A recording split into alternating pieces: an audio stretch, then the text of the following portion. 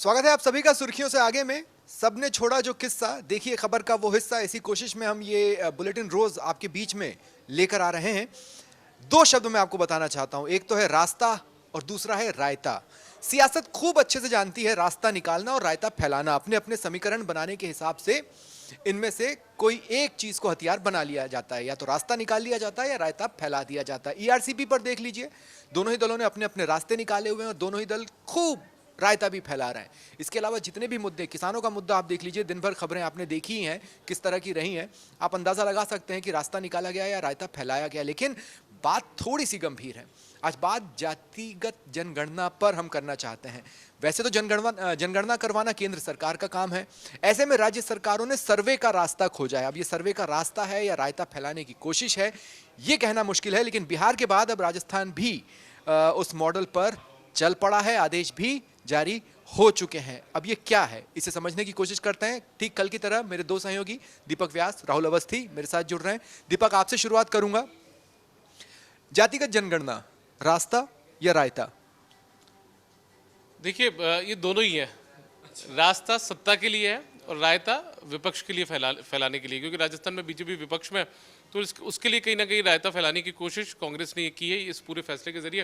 और रास्ता खुद के लिए ढूंढने की कोशिश है कि वापस किसी तरीके से सत्ता में पहुंचा जा सके। क्योंकि पिछले कुछ वक्त से, जब से जातिगत जनगणना की मांग उठने लगी, बीजेपी इस पूरे मामले में एक तरीके से कन्नी काटती हुई नजर आती है।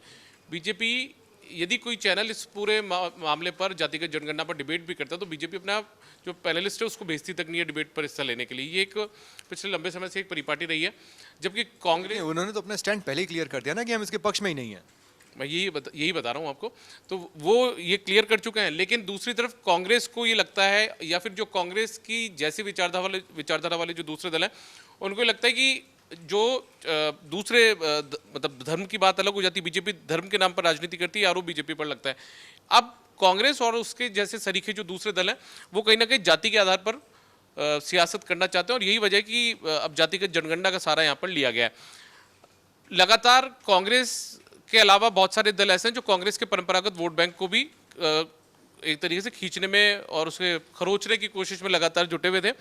और चाहे वो एससी का वोट बैंक हो, चाहे ओबीसी का हो, तो यही वजह है कि लगातार उस वोट बैंक को बचाने के लिए, साधने के लिए कांग्रेस इस पूरी कोशिश में जुटी हुई है। आपको ध्यान होगा हरीश चौधरी का किस्सा भी, हरीश चौधरी भी लगातार ओबीसी की बात करते आ रहे थे, तो शायद उनको भी खुश करने की कोशिश से जोड़कर इसे देखा जा सकता है। 2021 जब कोरोना काल चल रहा था, उस समय जनगणना लेट हुई और वहीं पर विपक्षी दलों को एक मौका मिल गया। देखिए, बहुत बिरले ऐसा होता था, ये उस समय की बात है, मैं 2021 की कर रहा हूँ, कि नीतीश कुमार और तेजस्वी यादव जैसे चेहरे किसी एक मुद्दे पर एक मत हो जाएं, लेकिन जातिगत जनगणना पर वो एक मत हो गए। आप कुल मिलाकर ये कहिए कि कांग्रेस के हाथ में, कुछ देर पहले एक कहावत का जिक्र मैंने किया था, बिल्ली के भाग से छीका फूटा, और ये कांग्रेस के हाथ में आ गया। अब राजस्थान में इसे लेकर क्या देखते हैं, रास्ता निकलेगा या रायता फैलेगा? फिलहाल रास्ता निकलता हुआ तो नहीं दिख रहा है। अगर सही तरीके से देखें, अगर बहुत गंभीरता से देखें कि इससे कोई रास्ता निकल जाएगा, फिलहाल नहीं निकलता है। राज्य सरकार के पास में इस चीज़ का अधिकार है कि वो सर्वे कराए, इसी सर्वे का रास्ता निकालने की कोशिश की गई है। हाँ, सर्वे का रास्ता ज़रूर निकलता है कि भाई सर्वे हो सकता है, लेकिन वो सर्वे भी कब होगा? ऐसी भी कोई सर्वे का कोई तरीका नहीं है कि साहब रातों रात उठे और बता दिया कि साहब 4-5 लोग मचान पर बैठे और गिनना शुरू कर दिया कि भाई किसी इलाके में कितने बाघ हैं, पगमार्क टटोल लो, चेक कर लो। ये तो एक लंबी प्रक्रिया है, जटिल प्रक्रिया है, इसमें समय लगने वाला है। एक ऐसे वक्त पर किया गया है जहां आचार संहिता आज लगी। लेकिन आप देखिए कांग्रेस इसके लिए कितना सीरियस है। नोडल अधिकारी भी उस ऑर्डर्स में बताए गए कौन कौन बनेगा, कलेक्टर वगैरह सब कुछ, और पैसों का जुगाड़ किस हिस्से से होना है, हालांकि खजाना किस हिस्से में या किस तरीके में पहुंचा हुआ है वो भी सबको पता है। नहीं, एक और कहावत है, हाथी के दांत खाने के और दिखाने के और।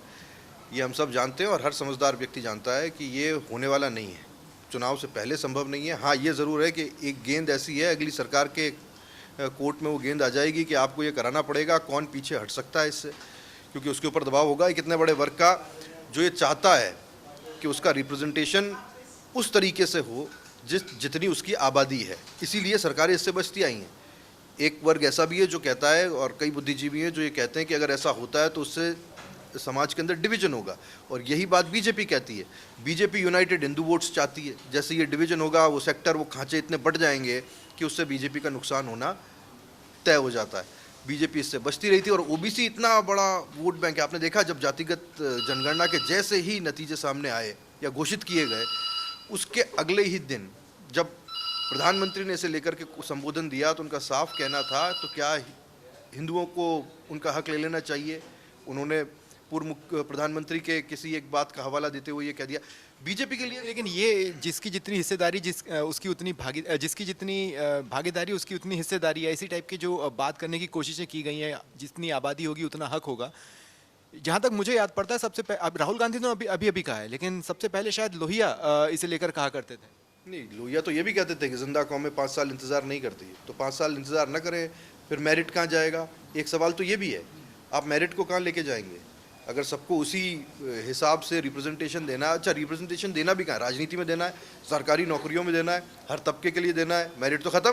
लेकिन हमारे पैनल के साथ एक दिक्कत है, हो सकता है हमारे व्यूवर्स इस पर ये बोलें कि एक अवस्थी, एक व्यास और एक वैरागी बैठकर ज्ञान बांच रहे हैं लेकिन फिर भी अगर सीरियस नोट, बिहार मॉडल जो जनगणना का है जाति पर बात करता है। 2 दिन तो खबरें रहीं, जैसा कि कुछ न्यूज़ चैनल्स पर ये आरोप लगते हैं कि वो अपने अपने हिस्से का पेज निकाल कर भी खबरें दिखाते हैं, तो धर्म वाला एंगल भी निकल आया और धर्म वाले एंगल पर भी कुछ चैनल्स ने काला सफ़ेद करने की कोशिश की, अगर ठीक ठाक शब्दों में कहूँ तो।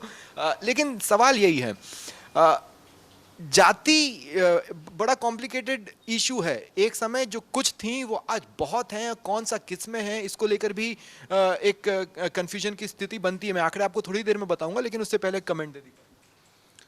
देखिए, बिल्कुल जातियों के अंदर तो उलझन जो है वो लगातार देखने को देखी हमने। मीना और मीणा विवाद भी हम पिछले कुछ वक्त पहले देख चुके हैं।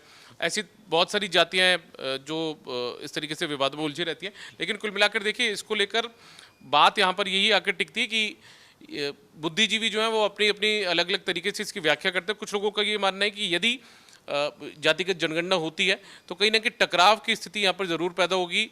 जो वोट है उसको पाने के लिए कहीं ना कहीं जो धर्म है उसको बांटने की कोशिश यहाँ पर की जा रही है, तो इसको लेकर भी डर यहाँ पर जरूर जाहिर किया जाता है। मुझे व्यक्तिगत तौर पे लगता है कि अगर आप राष्ट्रीय एकता की बात करते हैं तो फिर आप इसकी बात तो नहीं कर सकते जो एक खाई पैदा करे। जिन आंकड़ों की मैं बात कर रहा था राहुल, बड़ा इंटरेस्टिंग है। मैं एक चीज़ जोड़ना चाहता हूँ, एक चीज़ और जोड़ना चाहता हूँ। देखिए, जाति कितना टफ फैक्टर होती है मैं आपको बताता हूँ। 2007 में पहली बार गुर्जर आंदोलन हुआ राजस्थान में। राजस्थान की जनता इससे बिल्कुल देखी भाली है। उससे पहले जब ओबीसी के अंदर जाट आए तो उसके बाद में एक नई टर्मिनोलॉजी आई और जो आज तक प्रचलित है, मूल ओबीसी, यानी किसी ने जैसे बाहर से आके एनक्रोचमेंट किया हो या किसी को उनका हक दिया गया हो, मूल ओबीसी की एक धारणा हुई। अब उस ओबीसी कोटे के अंदर गुर्जरों को लाने की बात सरकार ने की, बहुत सारे परमुटेशन कॉम्बिनेशंस हुए, ऐसा कर देते हैं वैसा कर देते हैं, लेकिन हर बार वो चीज़ अटकती रही। दिक्कत ये थी कि बाद में जाके एक नया कोटा बनाना पड़ा, एमबीसी कोटा, और उसके अंदर भी कितनी तिकड़म बिठाने पड़े, कितनी दिक्कतें हुई, एक सरकार से दूसरी सरकार, दूसरी तीसरी सरकार, लेकिन वो बैठ नहीं पाया। आप इस चीज़ को समझिए, सर्वे तो करा देंगे, लेकिन आपने सही कहा, उसके बाद जो रायता फैलेगा उसे कौन बटोरेगा। ये बहुत बहुत बड़ी चीज़ है जिसे एक समाज के नाते सरकार को सोचना पड़ेगा और बहुत गंभीरता से सोचना पड़ेगा। अगर ये सेगमेंटेशन हो गया, ये अपने हर फैसले में भूल चूक की गुंजाइश रहती है। मैं अपने दर्शकों से भी चाहूँगा कि जब वो कोई कार्यक्रम देखें तो सोशल मीडिया प्लेटफॉर्म्स पर हम तीनों को बताएं कि कहीं अगर मेरे आंकड़े गलत हो तो। इंटरेस्टिंगली 1931 में जब पहली जनगणना हुई उसमें देश में कुल जातियों की संख्या 4147 थी और 2011 में ये संख्या बढ़कर 46 लाख से ज़्यादा हो गई। इस एक पीरियड में अगर हम सिर्फ और सिर्फ महाराष्ट्र की बात कर लें तो 2011 में जातिगत जनगणना में जो आंकड़े मिले, केंद्र उसका एग्जाम्पल देती है, यानी बीजेपी उसका एग्जाम्पल देती है। उसका कहना है कि महाराष्ट्र में आधिकारिक तौर पर अधिसूचित जाति जनजाति ओबीसी में संख्या 494 थी, 2011 में 4 लाख को पार कर गई। तो कहने का मतलब यह है कि एक स्पष्ट परिभाषा जब तक जाति की ना आ जाए, एक जब तक उसकी डेफिनेशन ना आ जाए, तब तक ये एक इम्पॉसिबल टास्क है। देखिए, बिल्कुल इसमें स्थितियां तो काफी चुनौतीपूर्ण रहने वाली ही है। एक बार सवाल वापस से दोहरा दें क्योंकि मेरा ध्यान मोबाइल में था, सुनने लगे। नहीं, बिल्कुल, मैं भी मोबाइल से ही बोल रहा था। तो होता है, नहीं वो होता है ना कि अगर एक जन कुछ कर रहा हो, कुछ खा रहा हो, तो अपने को लगता है हो सकता है यार हमें भी भूख लग रही हो वैसे ही कुछ मेरा ध्यान मोबाइल पे ही था आंकड़े बताने में, तो उनका भी ध्यान स्क्रीन पर चला गया होगा। इनपुट इंचार्ज में साहब बहुत टाइम लगता है और दिमाग भी बहुत लगता है।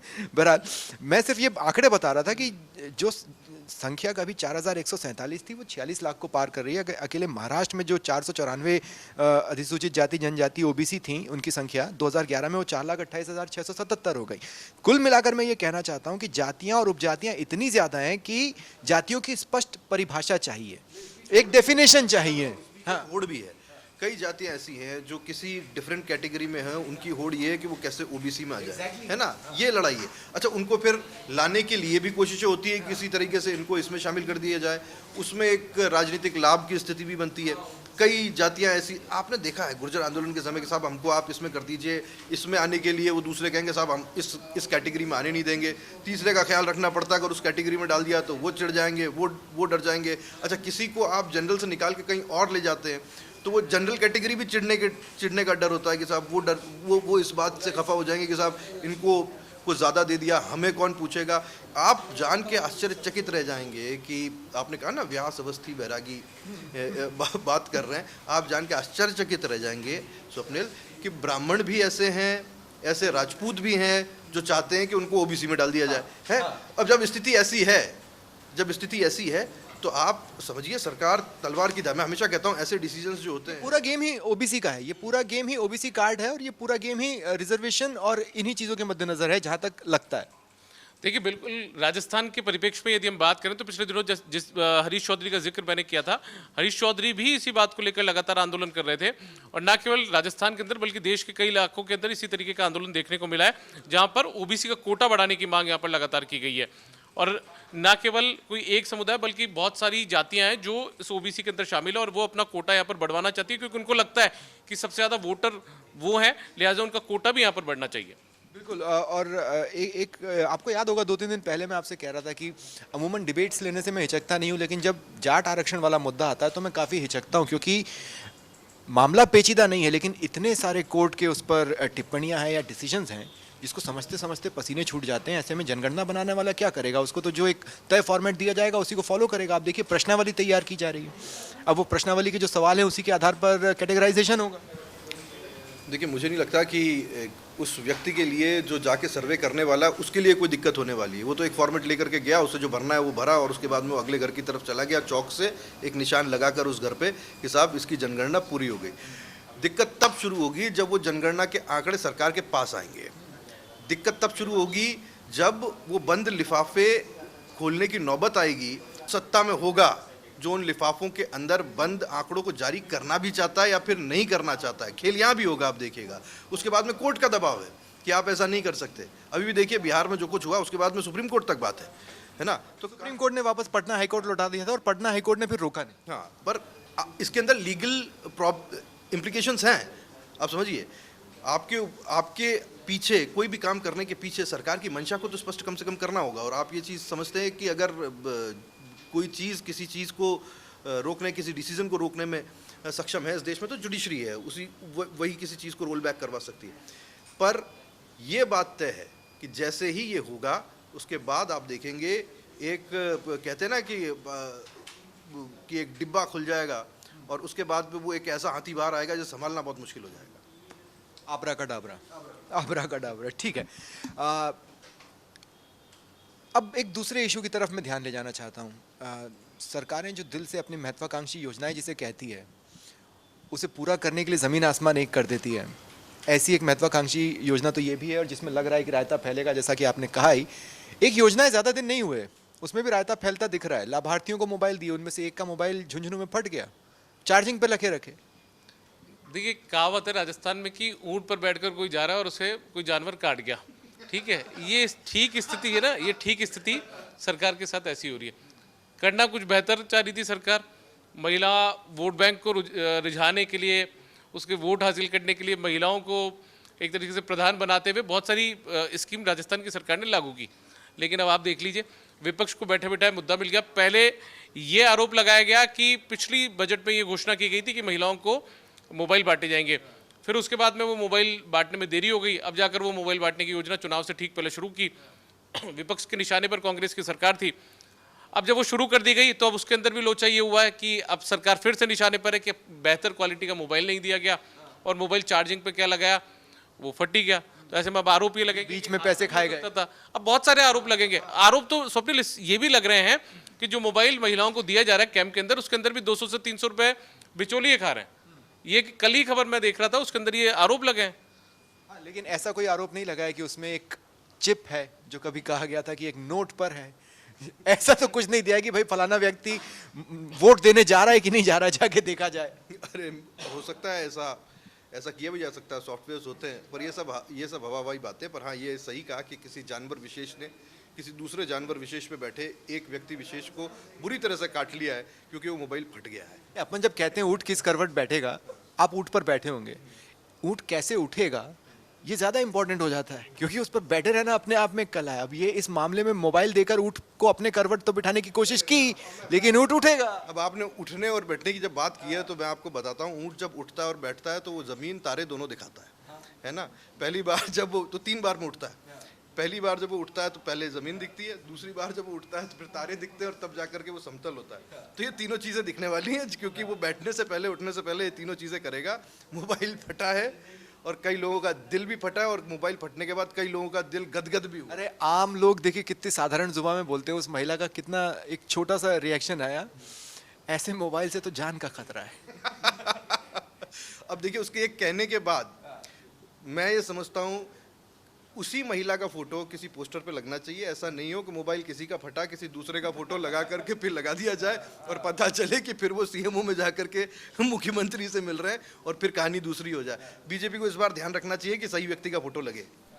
ध्यान रखना चाहिए। अब दूसरा इशू, आज बीजेपी ने कई सारे किसान, अब देखिए कहा नहीं जा सकता, अब ऐसा कैसे पॉसिबल है कि प्रदेश के अलग अलग हिस्सों में बैठे किसान आपस में बात किए कि हम सबकी ज़मीन नीलाम हो रही है या हमारा कर्जा माफ़ नहीं हुआ, वो सब एक साथ मिलकर पहुंचे हों। अमूमन इस तरह की भीड़ प्रायोजित भी होती है, बुलाई गई भी होती है, जो कि मीडिया के कैमरे पर दिखाई जा सके। उससे ठीक पहले बीजेपी का एक प्रतिनिधिमंडल महिला अत्याचारों से जुड़ा ज्ञापन लेकर राज्यपाल के पास पहुंचता है, और इस बार राज्यपाल ज्ञापन लेने के बाद सीएम को खत भी लिखते हैं। सीएम साहब तो वैसे ही उपराष्ट्रपति से परेशान थे, राज्यपाल से भी। स्वप्निल, आपको याद होगा कि पहली बार राज्यपाल से परेशान नहीं हुए राजस्थान के मुख्यमंत्री। आपको ध्यान होगा, आप और मैं पहले, मैं फील्ड में हुआ करता था और आप स्टूडियो में थे, तब भी ये आरोप राज्यपाल के ऊपर लग चुके हैं। इससे पहले 2020 की घटना है, अगस्त के आसपास की, तब भी मुख्यमंत्री ने ऐलान करा था कि राजस्थान की जनता इस राजभवन को घेर लेगी, और राजभवन के अंदर जाकर धरना भी दिया गया था। तो ऐसे में यही राज्यपाल थे। तो अब एक बार फिर से मौका, मतलब नई तस्वीर यहाँ पर लिखती हुई दिखाई दे सकती है आगामी दिनों में। हालांकि राज्यपाल से मुख्यमंत्री के रिश्ते जो हैं वो ठीक ठाक हैं, मुख्यमंत्री अमूमन उनसे मिलते रहते हैं, लेकिन राज्यपाल ने इस बार आगे बढ़कर, ऐसा अमूमन होता नहीं है सियासत के अंदर भी और राज्यपाल की कार्यशैली के अंदर भी, कि कोई ज्ञापन देने आए और ज्ञापन देने के तुरंत बाद में एक जो लेटर है वो राजस्थान के मुखिया को भेज दिया जाए। वैसे लाइटर नोट पे एक बात कह रहा हूँ राहुल, आप भी यहीं हो, मैं भी यहीं हूँ, ये भी यहीं है। हम एक साल बाद का भी प्लान बनाएंगे तो अभी हमको यकीन है कि एक साल बाद भी आप यहाँ हो, मैं यहाँ हूँ, ये यहाँ पर है। राज्यपाल जब सीएम को खत लिखते हैं इस इशू पर ध्यान देने के लिए, तो उन्हें लगता है कि सीएम यहीं है, यहीं रहेंगे। इलेक्शन तो क्योंकि अब अगर 2 से 3 दिन में अगर आचार संहिता लग जाती तो अभी वो कुछ खास कर नहीं सकते। अब अगला इलेक्शन जीतेंगे तो इस लेटर पर इनेक्ट कर सकते हैं। देखिए, नहीं, मैं इसको ऐसा कहूँगा। देखिए स्वप्निल, आपने तो इतने डिबेट किए हैं जीवन में, और आपने देखा है कि जो 2 अलग अलग पार्टी के अलग अलग लोग 2 डिब्बों में बैठकर एक दूसरे के बाल उखाड़ने को आतुर होते हैं, जब वो बाहर निकलते हैं तो कितने प्रेम से साथ में बैठकर चाय पी रहे होते हैं, है ना। तो इसमें कोई दुश्मनी का विषय नहीं है। इतने मैच्योर सीएम गहलोत भी हैं और इतने मैच्योर खुद राज्यपाल भी, उनको पता है क्या हो रहा है, क्यों हो रहा है, किस लिए हो रहा है, किसके लिए हो रहा है और किसके कहने पर हो रहा है। ठीक है, अब इसमें डायरेक्शन क्या है ये भी सबको पता है, सब इस चीज़ को जानते हैं ये, और इसे कहना भी नहीं चाहिए। अगर बीजेपी की जगह कांग्रेस होती केंद्र में तो वो भी यही करती रही है, करती रहेगी। अगर यहाँ बीजेपी है तो वो भी वही करेगी। ये वही चीज़ है, बस व्यक्ति बदल जाते हैं, उनकी जगह बदल जाती है। सबको पता है क्या हो रहा है, क्यों हो रहा है, बस इस पर कोई बहुत ज़्यादा बात नहीं करना चाहता, क्योंकि मामला संवैधानिक पद है और पद की अपनी गरिमा है। और कानून व्यवस्था 2 शब्द बोल के चुप हो गए। मैं कह रहा था कानून व्यवस्था को लेकर, जब महिला अपराधों की बात आई है तो उसको लेकर तो मुख्यमंत्री चाहे आचार संहिता लग जाए उसके बावजूद भी थोड़े बहुत तो निर्देश दे ही सकते हैं कानून व्यवस्था सुधारने के। नहीं कर सकते, कई बार बड़ी वो पेचीदगियां आ जाती हैं कि पोस्टिंग ही चीजें सुधारने। सिर्फ अधिकारियों को ताकीद करने की बात की है, वो तो किया जा सकता है। बिल्कुल किया आने वाले दिन तक भी किया जा सकता है। अब हम जब ये तमाम बातें कर ही रहे हैं, अब थोड़ी गंदगी की तरफ जाते हैं, जिसके लिए हमें बहुत दूर जाने की जरूरत नहीं पड़ेगी। हम ऑफिस से निकलेंगे और हमारा उससे सामना हो जाएगा, लोग घरों से निकलेंगे उनका उससे सामना हो जाएगा। ये इतना बड़ा चैलेंज क्यों है प्रदेश के लिए? आप स्वच्छता के नाम पर पखवाड़ा मनाते हैं, आप स्वच्छता के नाम पर सेलिब्रेट करते हैं, आप स्वच्छता के नाम पर झाड़ू लेके फोटो खिंचाते हैं, पर कचरा वहीं रह जाता है। स्वप्निल, इसको बहुत गंभीरता से समझना होगा। दरअसल क्या है कि जो कचरा है ना, ये समझना होगा दीपक की स्टाइल में। दरअसल क्या है कि जो कचरा है ना, ये कचरा यदि यहाँ नहीं पड़ा रहेगा तो कुछ लोगों की जेबें नहीं भरेंगी। तो ये भी एक बहुत बड़ी वजह है कि कचरा अपने आप में एक बहुत बड़ा पैसा उगाही का जरिया भी है कुछ लोगों के लिए। नहीं, पर उसमें हम गुस्सा किससे हों? देखिए, गुस्सा पहली बात तो खुद से होना होगा कि हमने जिन लोगों को चुना है, ऐसे लोगों को चुना है जो काम नहीं करवा पा रहे हैं। ठीक है, ऐसे में मेरी तरफ मत करो। नहीं ऐसे में उनकी तरफ नहीं, वो ओवर डिप्लोमेटिक हो रहे हैं। दूसरा गुस्सा, मैं आप ही की तरफ हूं। तो वो उसका तरीका ये है कि मैं आपकी तरफ हूँ। चलिए, कचरे की तरफ जाने की बात कर रहे हैं। दूसरा गुस्सा मतलब जो जनप्रतिनिधि हमने चुने हैं उनके ऊपर होना होगा और इसके साथ साथ गुस्सा खुद को, मतलब खुद के लिए भी होना पड़ेगा कि हमें भी ये कोशिश करनी होगी, हमें भी ये संकल्प लेना होगा कि हम भी खुद भी गंदगी नहीं फैलाएंगे। प्रॉब्लम ये है कि करना होता है तो हो जाता है। थोड़ी देर पहले आप इंदौर कह रहे थे, मैं डूंगरपुर कह रहा था। हम जयपुर की भी बात कर सकते हैं। जयपुर की बहुत अच्छी स्थिति नहीं थी, लेकिन बहुत बुरी स्थिति भी नहीं थी। 2018 और 17 में जो ये स्वच्छता सर्वेक्षण हुआ था, उसमें जयपुर ने बहुत अच्छी खासी स्थिति यहाँ पर पैदा कर ली थी सफाई व्यवस्था को लेकर। डस्टबिन की अनिवार्यता कर दी गई थी। अब वो वापस से डस्टबिन पिछले 4.5 साल में गायब है यहाँ से। हाँ, लेकिन वही मैं कह रहा हूँ कि कंसिस्टेंसी एक जो चाहिए। मैं इसे दूसरी तरीके से देखता हूँ। आप कचरे में, गंदगी में पॉलिटिक्स को ला ही नहीं सकते। एक व्यक्ति को, एक समाज को, वो वहाँ ऑलरेडी है। हाँ, किस परिवेश में रहना है तो उसको तय करना है ना साहब, कि वो कचरा कहाँ डालेगा, कहाँ नहीं डालेगा। एक हमने देखा है, एक वक्त ऐसा था, सामाजिक मुहिम चली, वो आज भी चलती है। झाड़ू लेकर के लोग फोटो खिंचाते हैं, कई लोग हवाई जहाज में बैठ के आते हैं। अभी हाँ, अभी देखिए, हवाई जहाज में बैठ के आते हैं, फिर वो फोटो खिंचाते हैं झाड़ू। ये ऐसे नहीं होता है। एग्जाम्पल है इंदौर, मैंने जिसका जिक्र किया इंदौर, आप देखिएगा एक ये कहना चाहिए, आंदोलन होना चाहिए, लोगों के मन से आना चाहिए। इसके लिए आप किसी पॉलिटिशियंस को जिम्मेदार ठहराएं, ये संभव नहीं है। आप खुद कितना इन्वॉल्व होते हैं। अब वो पॉलिटिशियन, मुझे पता है आप किस तरफ ले जाना चाह रहे हैं, आप किस तरफ जिक्र कर रहे हैं कि साहब अपनी ही सरकार में नहीं हो पा रही है सफाई, ये नहीं हो पा रही। कांग्रेस पार्षद कांग्रेस पार्षद ये कह रहे हैं कि साहब हमारे यहीं सफाई नहीं हो पा रही। ठीक है, बात सही है कि सफाई नहीं हो पा रही, उनको सफाई को करने में किसी तरह की ज़रूरी संसाधनों की ज़रूरत होगी, वो उनको नहीं मिल पा रही होगी जो वो चाहते होंगे।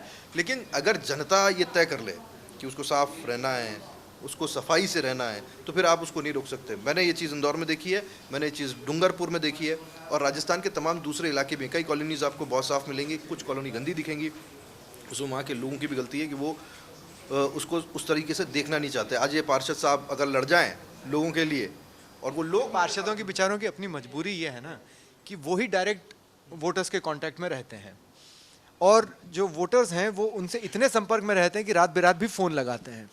अब घर के बाहर कचरा है तो कोई ना कोई फ़ोन लगाएगा, लेकिन वो ये भूल जाएगा कि हो सकता है ये कचरा मैंने ही डाल दिया हो, या फिर किसी सामने वाले ने डाल दिया हो, क्योंकि उसको उसके घर की सफाई पसंद ना आ रही हो, हमें नहीं पता।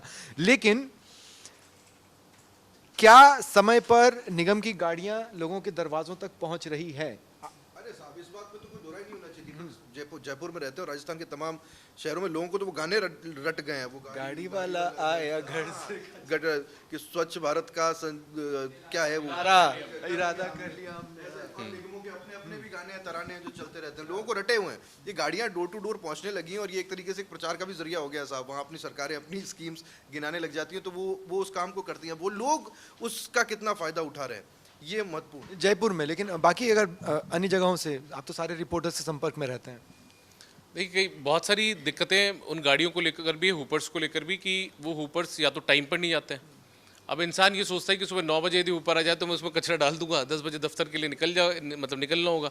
अब वो यदि ऊपर ही 11 बजे आएगा तो वो कचरा, उसकी मजबूरी होगी कि 9 बजे वो घर के बाहर या घर के चौराहे के पास जाके, कॉलोनी के चौराहे पर जाके उसको डाल देगा, इधर उधर देखते हुए कि हाँ कोई मुझे टोक ना दे, तो वो डाल के चले जाता है। और यही वजह होती है कि जो गंदगी के ढेर है, खुद के घर के बाहर तो कोई नहीं फैलाता, लेकिन किसी दूसरे के घर के बाहर जरूर उस बिल्कुल देखिए, रात को अंधेरे में जब नाइट में नहीं, लेकिन ऐसी कंडीशन में फिर गांधीगिरी नहीं हो सकती ना। एक फिल्म में नहीं था वो, एक आदमी थूक देता था और दूसरे व्यक्ति को ये सुझाव दिया गया कि जाके पोछो, तीसरे चौथे दिन उसको आत्मग्लानि होगी, हो गई। नहीं जी साहब, फिल्मों तक ही सीमित है ये सब। अपने अपने पड़ोस में कौन इतने पंगे लेना चाहेगा। आप देखिएगा रात को काली थैलियाँ, अलग अलग थैलियाँ खाली प्लॉटों में कैसे प्रक्षेपित की जाती हैं। आप छत पे खड़े होकर के देखेंगे, आपको पता चल जाए, नज़ारा दिख जाएगा। वो मिसाइल की तरह जाती है और वो पहुंच जाती है वहाँ पर, और वो सभी लोगों के लिए एक आसान रास्ता बन गया। वो उपज का इंतज़ार नहीं करना चाहते, और इसके पीछे हो सकता है उनकी एक लाइफस्टाइल भी हो, एक समय की भी पाबंदी हो कि साहब मैं नहीं जा सकता बाहर, पर ये है। हाँ, लेकिन मैं फिर दोबारा वही कह रहा हूँ कि सिर्फ राजधानी क्यों। मैं आपको बताऊं स्वप्निल कि बहुत सारे ऐसे छोटे छोटे गांव हैं जहां पर पंचायत स्तर के गांव हैं, वहाँ पंचायत समितियों ने बहुत बेहतर तरीके से काम किया है। मुझे उस जयपुर में कोटपुतली के पास का कोई गांव है, वहाँ पर जो पंचायती उसने अपने स्तर पर जो ई रिक्शा होते हैं उनमें हुपर बना दिया। वहाँ पर वो छोटे छोटे मतलब जो गलियाँ होती है गाँव के, जो मोहल्ले होते हैं, वहाँ पर जाते हैं वो ऊपर ई रिक्शा में, और वहाँ से जाकर कचरा एकत्रित करते समय पड़ जाते हैं। पंचायत समिति वहाँ पर जो लोगों से पैसा होती है, छोटा मोटा जो भी राशि होती है वो लेती है, और उससे वो काफ़ी बहुत अच्छा काम भी वहाँ पर कर रहे हैं सफाई को लेकर। लेकिन मजबूरी ये है, लेकिन हम कितना भी डिस्कशन कर लें, स्वप्निल, चाहे कितना भी डिस्कशन कर लें, उन पार्षद साहब का दुख कम नहीं होने वाला, ये मैं गारंटी से कह रहा हूँ। वो परिपाटी कुछ इस तरह की है, और इसीलिए अब देखिए एक दिक्कत ये भी है, हाँ क्या है, पार्षद साहब का खुद का मोह भी कम नहीं होता, क्योंकि सफाई के लिए जो अस्थायी कर्मचारी जो बीट्स मिलते हैं ना, उसका हर पार्षद के पास में एक अच्छी खासी रकम जो है वो खुद की जेब में जाती है। ये सच्चाई है। हाँ तो देखिए अब मजबूरियाँ अलग हैं, पेचीदगियाँ अलग हैं, और सबसे बड़ी बात यह है कि जरिए अलग अलग होते हैं जिसके कारण कुछ इश्यूज। हाँ, और पार्षद जनता जो पार्षद के पास पुरानी बीट पे लौट आया है दीपक। पार्षद के पास जनता जाती है और वो जनता का काम करवा नहीं पाता, तो उसके लिए एक आखिर में क्लोजिंग एक शायरी से कर देते हैं हम लोग कि कुछ तो मजबूरियां नहीं होंगी, यूं ही कोई बेवफा नहीं होता। और दिल तो वो अपना टटोलेगा नहीं, क्योंकि उसका वास्ता सियासत से पड़ा है। और हमने रास्ता और रायता शब्द से आज की डिस्कशन को चालू किया था, तो रायता तरह तरह से फैलाया जाता है और रास्ते तरह तरह से निकाले जाते हैं। अब ये सारी बात आकर आ जाती है उस व्यक्ति पर जिसे निर्णय लेना है। तो बहरहाल ये था आज का सुर्खियों से आगे। नमस्कार।